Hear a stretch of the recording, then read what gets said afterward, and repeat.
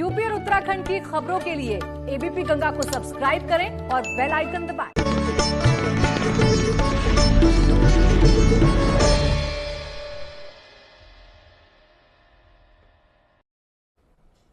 स्वागत है आपका। उत्तराखंड प्राइम देख रहे हैं आप। मैं हूं आपके साथ आस्था कौशिक। धारचूला में पर्वतारोहियों ने एक बार फिर से देश का नाम रोशन कर दिया है।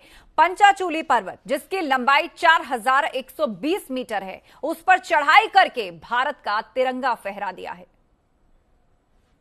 पंचाचूली पर्वत पर देश की शान, 4120 मीटर चोटी पर फहराया तिरंगा। 3 दिन में पहाड़ के बर्फिस्तान में मुकाम हासिल। देश के जांबाजों ने फिर रचा इतिहास। पहाड़ के बर्फिस्तान में चढ़ाई कर रहे इन जांबाजों की सांसें फूल रही हैं, लेकिन इन जांबाजों ने ठान रखी है देश की आन बान शान और देश की जान को उस ऊंचाई पर पहुंचाना जहां पर इसकी शान में और 4 चांद लग जाए। आखिर में इनकी मेहनत रंग लाई और 3 दिन बाद पंचाचूली पर्वत पर तिरंगा फहरा दिया, जिसकी ऊंचाई 4120 मीटर है। दारमा घाटी के उच्च हिमालयी क्षेत्रों में गणेश दुगताल और उनकी टीम ने पंचाचूली की गब्बे रिज की चोटी पर पहुंचकर ये मुकाम हासिल किया। गणेश दुगताल और उनकी टीम ने 7 दिसंबर को पंचाचूली के गब्बे रिज चोटी की चढ़ाई शुरू कर दी थी और अब मुकाम हासिल कर धारचूला पहुंचे हैं। पंचाचूली 20 को हम 7 तारीख को गए थे हमने यहाँ से, और 7 तारीख को हम 8 तारीख को हम लोग शुरू किए थे वहाँ क्लाइंब के लिए। तो गब्बी रिज में हम गए थे। उसके बाद वहाँ 4 से 5 फीट बर्फ़ थे, बर्फ़ भी बहुत ज़्यादा था। जो गर्ल्स और बॉयज़ थे, और हम लोग जैसे तैसे करके हम 4120 मीटर पहुँचे थे वहाँ। और झंडा तिरंगा और हमारा जो CBDS का बैनर है और सभी टीम वहाँ फैला के आए। पंचाचूली पर्वत पर तिरंगा फहराकर इन जांबाजों ने एक बार फिर से देश का नाम रोशन किया है। हालांकि इस दौरान उन्हें पहाड़ के बर्फिस्तान में काफी परेशानी झेलनी पड़ी, लेकिन इनका साहस और जज्बा देखते ही बनता है। एबीपी गंगा के लिए धारचूला से नीरज की रिपोर्ट। उधर देवभूमि उत्तराखंड में एक ओर जहां कुंभ की तैयारियां की जा रही हैं, तो दूसरी ओर देवप्रयाग संगम पर सॉइल बायोटेक्नोलॉजी से बना STP लीकेज होने पर उसका गंदा पानी गंगा को गंदा कर रहा है। आइए दिखाते हैं आपको खास रिपोर्ट। देवभूमि में मैली हो रही गंगा। पहले सीवर ट्रीटमेंट प्लांट का नहीं मिला फायदा। 12 करोड़ की सीवरेज योजना हुई फेल।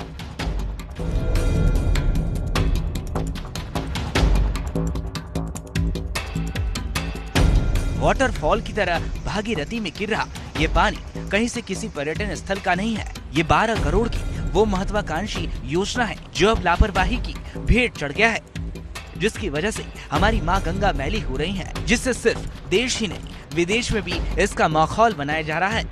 प्रदेश के पहले STP यानी सीवर ट्रीटमेंट प्लांट का ओवरफ्लो करता इसका गंदा पानी सीधे भागीरथी में गिर रहा है, जिससे गंगा का पानी दूषित हो रहा है, लेकिन इस पर किसी की भी नजर नहीं पड़ रही है। प्लांट के चक्कर में आने जाने वाले यात्री, स्थानीय निवासी, दुकानदार सभी परेशान हैं। इससे पूरी बदबू से हमारे नाक खराब हो रहे हैं, बीमारियां पकड़ रही हैं, किंतु सरकार के कानों पर जूं तक नहीं रेंगता है। अखबारों में पेपर वालों के द्वारा, बेचारों के द्वारा कई बार छापा गया, हमने भी उनसे शिकायत की, लेकिन किसी को इससे कोई लेना देना नहीं। अधिकारी आते हैं, अपना क्या करके लिख करके सब ठीक ठाक करके चले जाते हैं। मेन तो यहाँ से गंगा का उद्गम स्थल यही समझो आप, देवप्रयाग में अलकनंदा भागीरथी का लोगों की एक आस्था है नदी में गंगा जी से। और यहाँ पे जो 13 करोड़ का जो प्रोजेक्ट बन गया, एक केवल एक सिरदर्द हो गया हम लोगों के लिए, आने वाले यात्रियों के लिए भी, क्योंकि यहाँ पे हर समय बदबू और इसका जो मलमूत्र सीधे नदी में बहता रहता है। गौरतलब है कि देवप्रयाग में 18 मार्च 2016 में सॉइल बायोटेक्नोलॉजी पर प्रदेश का पहला STP बनाया गया, जिसके लिए देवप्रयाग तीर्थ में मई 2010 में गंगा को प्रदूषण मुक्त कराने के लिए करीब 12 करोड़ की सीवरेज योजना की शुरुआत हुई थी।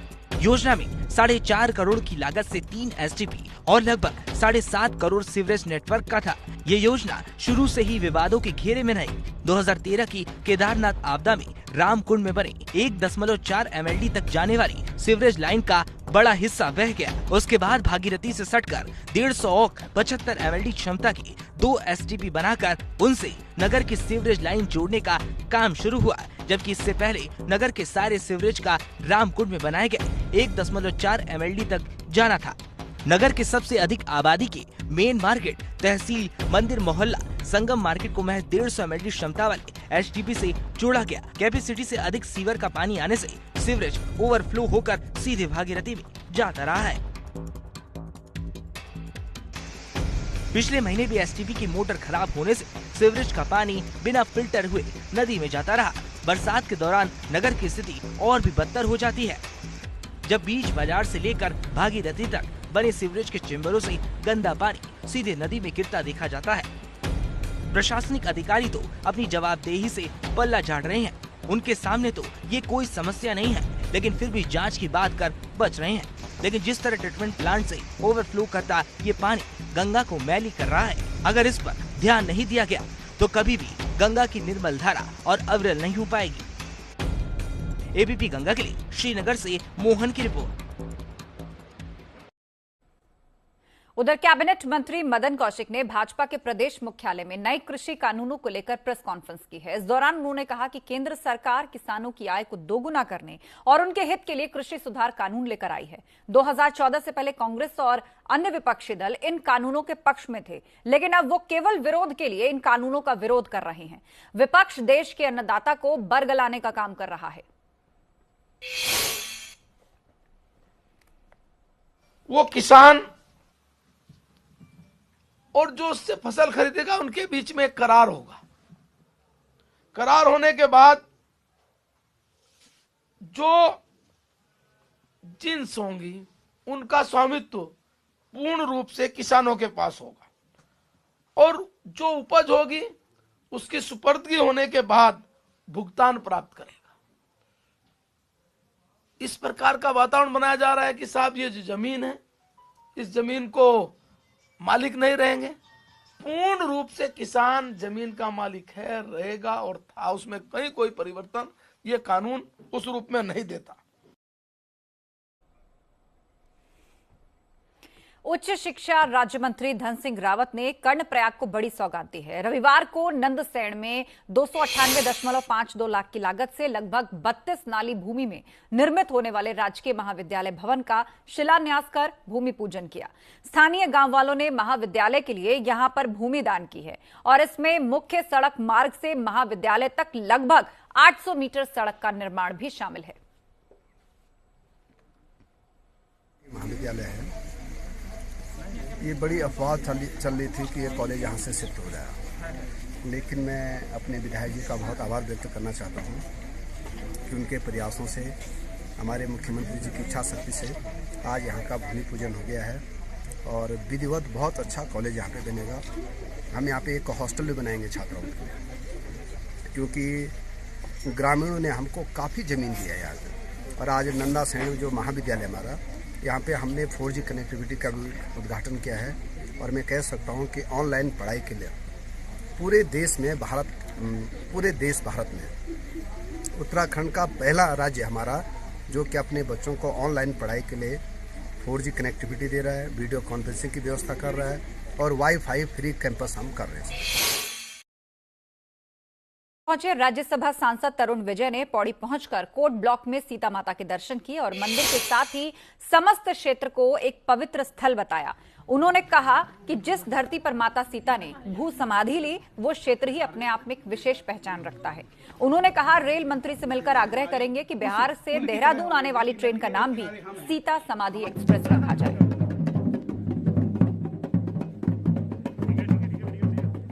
मंत्रालय से भी हम आग्रह करेंगे कि माता सीता के जीवन के विभिन्न पक्षों को लेकर, वे तो वैदेही हैं, वे तो जानकी हैं, वे तो मैथिली हैं और उनके धाम से इस सीता समाधि धाम तक का एक तीर्थ मार्ग बनेगा। वहां बिहार में जनकपुर धाम तथा सीतामढ़ी, उससे देहरादून और पौड़ी को जोड़ने के लिए एक विशेष यात्रा योजना बने तथा बिहार से देहरादून आने वाली ट्रेन का नाम सीता समाधि एक्सप्रेस रखा जाए। इसका भी हम रेल मंत्री महोदय पीयूष गोयल जी से मैं जाते ही आग्रह करूंगा। उत्तराखंड में आगामी 2022 विधानसभा चुनाव के लिए अब पार्टियां धीरे धीरे चुनावी तैयारियों में जुटने लगी हैं। समाजवादी पार्टी भी उत्तराखंड में चुनाव लड़ने के मूड में नजर आ रही है। रुड़की पहुंचे सपा प्रदेश अध्यक्ष अब पुराने कार्यकर्ताओं को पार्टी में शामिल कर रहे हैं ताकि संगठन को मजबूत किया जा सके।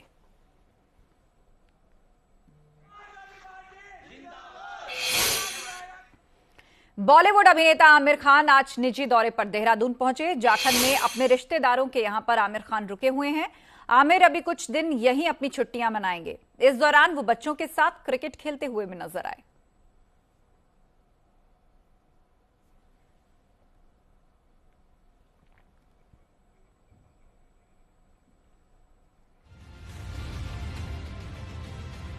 तो जाखंड में अपने रिश्तेदार के पास आमिर खान रुके हुए हैं और यहां इन बच्चों के साथ उन्होंने गली क्रिकेट भी खेला।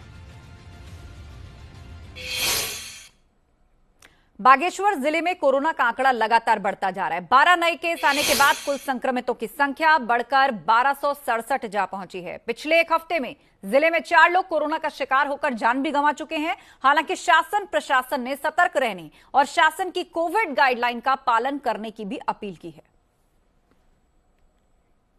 कोरोना से 4 लोगों की डेथ हो गई है।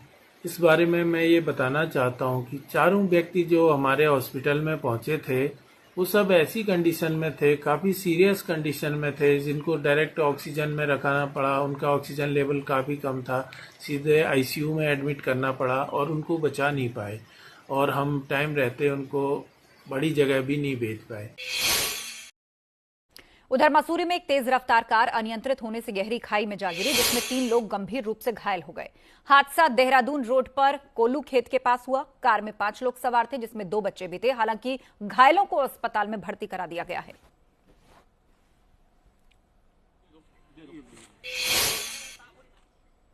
मसूरी में पूर्व प्रधानमंत्री अटल बिहारी वाजपेयी की मूर्ति लगाने की कवायद तेज हो गई है। 25 दिसंबर को अटल जी की जयंती पर शहरी विकास मंत्री मदन कौशिक आधारशिला रखेंगे। विधायक गणेश जोशी ने मूर्ति की सर्किट हाउस में बनाए जाने को लेकर स्थलीय निरीक्षण भी किया। मसूरी पेट्रोल पंप के पास नगर पालिका की जमीन का निरीक्षण किया गया। एसडीएम मसूरी को जगह के बारे में संपूर्ण जानकारी देकर रिपोर्ट देने को कहा गया है। आज हमने एमडीए के अधिकारियों के साथ में नगर पालिका और यहाँ के एसडीएम के साथ एक जगह चयनित की है और जानकारी में आया है कि जगह नगर पालिका की है, जो लीज पर किसी संस्था को दी गई थी और उसकी लीज समाप्त हो गई है। सोमवार को उनके पेपर की हम एक्सपेक्ट करा लेंगे और शीघ्र ही यहाँ पर एमडीए द्वारा फसाड लाइट, अंडरग्राउंड केबलिंग, जो अन्य भी विकास कार्य है उसका लोकार्पण शिलान्यास माननीय मदन कौशिक जी के द्वारा यहाँ पर किया जाएगा। वहीं उत्तर प्रदेश में 18 दिसंबर को अल्पसंख्यक आयोग अल्पसंख्यक अधिकार दिवस मनाने जा रहा है, जिसमें अल्पसंख्यक समाज के वर्गों को उनके अधिकार के बारे में बताया जाएगा। अल्पसंख्यक समाज में मुस्लिम, क्रिश्चियन, बौद्धिक, सिख और पारसी समेत 8 समुदाय आते हैं। उनको उनके अधिकारों से लेकर गोष्ठियों के माध्यम से जागरूक किया जाएगा। आपके अधिकार क्या हैं अल्पसंख्यक वर्ग के लोगों के, और उसको आप कैसे अवेल कर सकते हैं। जैसे अधिकार में क्या होता है कि जैसे सेक्शन जो 29 और 30 है हमारे संविधान में, उसमें धार्मिक स्वतंत्रता, हम अपनी शिक्षण संस्थाओं को अपने आप चला सकते हैं, उसमें किसी का इंटरफेरेंस नहीं होता। जो धार्मिक स्वतंत्रता होती है, धार्मिक कार्य करने के लिए हमें जो है वो सेक्शन 29 में शिक्षा का अधिकार, ये जो है उनको हम लोगों को बताना उनका, और हमें वहाँ से फीडबैक लेना। जैसे इस बार हम जो 18 दिसंबर को ये अधिकार दिवस हम हमेशा ही मनाया जाता है, ये इस बार भी देहरादून में हम डोईवाला क्षेत्र में मना रहे हैं इसको। उधर रुड़की के सिविल हॉस्पिटल में मरीजों पर एक बार फिर नए साल से महंगाई की मार पड़ने वाली है। 1 जनवरी से पर्चा, फीस, एक्सरे, अल्ट्रासाउंड से लेकर ईसीजी और ब्लड की सभी जांच 10% तक महंगी हो जाएगी, जो कि निजी सेंटर से भी महंगी हो जाएगी। वहीं अस्पताल प्रबंधन ने नई दरों को लागू करने की तैयारी शुरू कर दी है। हाँ, कुछ जगह तो हमारे ऊपर भी चले गए हैं, पर सरकार का नियम है 2010 से चल रहा है। इसके अंदर 10% जब लगा था तो काफ़ी रेट कम थे, तो उस हिसाब से बना के रखा गया था कि जनता पे एकदम बोझ ना पड़े, धीरे धीरे रेट को बढ़ाया जाएगा। तो धीरे धीरे बढ़ते हुए रेट अब काफ़ी हद तक हमारे उनके हिसाब से आ गए हैं, प्राइवेट के हिसाब से 1 जनवरी से बढ़ेंगे और इसके अंदर शासन सही होती है। खबर पिथौरागढ़ से है, जहां के चंडाक क्षेत्र में एक बार फिर गुलदार की दस्तक देखने को मिली है। एक राहगीर ने गुलदार का वीडियो अपने कैमरे में कैद कर लिया है। वीडियो में गुलदार सड़क किनारे नजर आ रहा है। तो गुलदार हम आपको दिखा रहे हैं, पिथौरागढ़ में देखने को मिला। चंडाक क्षेत्र, जहां सड़क किनारे एक गुलदार चहलकदमी करता हुआ दिखा। पास में से गाड़ी से गुजर रहे कुछ लोगों ने रात के अंधेरे में गाड़ी की ही लाइट में इस वीडियो को बनाया है। हालांकि थोड़ी देर बाद ये वापस झाड़ियों में चला गया। पिथौरागढ़ में गुलदार देखने को मिला है। बीच सड़क पर चल रहे लोगों ने सड़क किनारे चलते चहलकदमी करते हुए इस गुलदार को देखा और उसका वीडियो बना लिया। थोड़ी देर बाद ये चलते चलते वापस झाड़ियों में गायब हो गया। पौड़ी में खिरसू हिल स्टेशन का स्वरूप लगातार बदलता जा रहा है। इस हिल एरिया में पर्यटकों की तादाद को बढ़ाने के लिए पहाड़ी शैली में निर्माण कार्य करवाए जा रहे हैं। यही कारण है कि राज्य मंत्री धन सिंह रावत ने खिरसू में पहाड़ी शैली में बनने वाले खिरसू स्वागत गेट का भूमि पूजन और शिलान्यास किया, जो कि 17 लाख रुपए की लागत से पहाड़ी शैली में बनकर भविष्य में तैयार होगा। यह स्वागत गेट भविष्य में पर्यटकों को पहाड़ पहुंचने का अनुभव करवाएगा। के साथ ही कि पर्यटन नगरी में एक भव्य गेट बनना चाहिए और आज लगभग 17 लाख रुपए की लागत से हम एक खिरसू पर्यटन नगरी का बहुत सुंदर गेट बना रहे हैं। ये गेट जो है पहाड़ी शैली का बनेगा और इससे खिरसू को एक पर्यटन नगरी का जो दर्जा हम देना चाह रहे हैं, इससे जो है बहुत बड़ा जो है पूरे देश और विदेश में इसका मैसेज आएगा। धनौल्टी में बर्फबारी हुई है। ऊंचाई वाले इलाकों में इस वक्त बर्फबारी हो रही है, जिसके बाद पहाड़ों की रंगत खिल उठी है।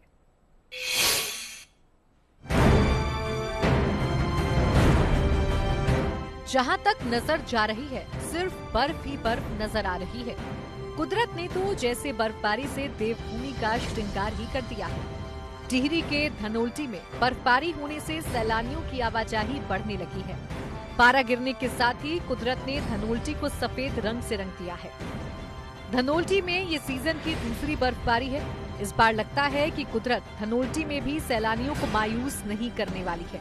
जिस तरह का मौसम है, लगता है इस सीजन में बर्फबारी जमकर होगी।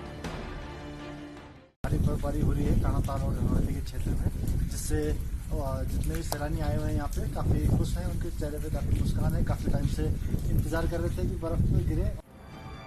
धनौल्टी के अलावा सुरकंडा, कद्दूखाल, बुरासकांडा सहित दूसरे ऊंचाई वाले क्षेत्रों में बर्फबारी हुई है। बारिश और बर्फबारी से तापमान में भी काफी गिरावट आ गई है, जिस वजह से लोग अपने घरों से बाहर नहीं निकल पा रहे हैं। एबीपी गंगा के लिए टिहरी से अंकित मित्तल की रिपोर्ट। तो उत्तराखंड में कुदरत मेहरबान हुई है। औली से लेकर चमोली, उत्तरकाशी, धनौल्टी और पिथौरागढ़ में बर्फबारी हुई। अगर आप भी उत्तराखंड में घूमने की सोच रहे हैं तो ये मौसम मतवाला है, जिसका लुत्फ आपको जरूर उठाना चाहिए।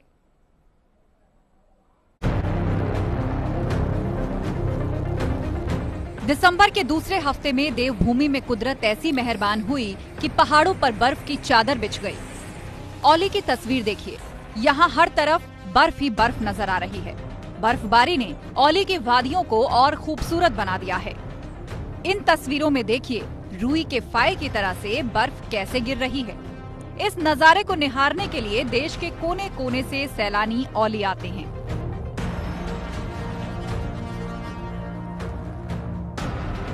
पथरीली पगडंडियों, पेड़ की टहनियों और मकानों की छतों के ऊपर बर्फ जम गई है। अब बद्रीनाथ धाम की तस्वीर भी देखिए, कैसे बर्फ गिर रही है। बद्रीनाथ मंदिर के सामने बनी सीढ़ियों पर बर्फ की मोटी परत जम गई है। बर्फबारी ऐसे हो रही है मानो बर्फ की बारिश हो रही हो। मंदिर के ऊपर भी बर्फ की मोटी परत जम गई है। ऐसा लग रहा है मानो कुदरत बर्फ से बाबा बद्री का अभिषेक कर रही है। बद्रीनाथ मंदिर के आसपास का नजारा भी देखिए, यहाँ बने भवनों के ऊपर बर्फ है। तस्वीर ऐसी कि इस इलाके को किसी ने सफेद रंग से रंग दिया हो। चमोली की वादियां भी बर्फबारी के बाद सफेद नजर आने लगी हैं। बर्फबारी ऐसी हुई कि पहाड़ियों का सफेद रंग से श्रृंगार हो गया। इस तस्वीर को देखिए, मकानों की छतों के ऊपर बर्फ की कितनी मोटी परत जम गई है। बर्फबारी होते ही पहाड़ों की हरियाली तो जैसे गायब हो गई है। सड़कों पर देखिए कैसे बर्फ जम गई है। एबीपी गंगा के लिए चमोली से लक्ष्मण राणा के साथ जोशीमठ से रणजीत रावत की रिपोर्ट। उधर बड़कोट में भी मौसम बदल चुका है। यमुना घाटी के कई इलाकों में बर्फबारी हुई है, जिस वजह से पहाड़ियां अब सफेद नजर आने लगी हैं। यमुनोत्री धाम में भी बर्फ गिरी है।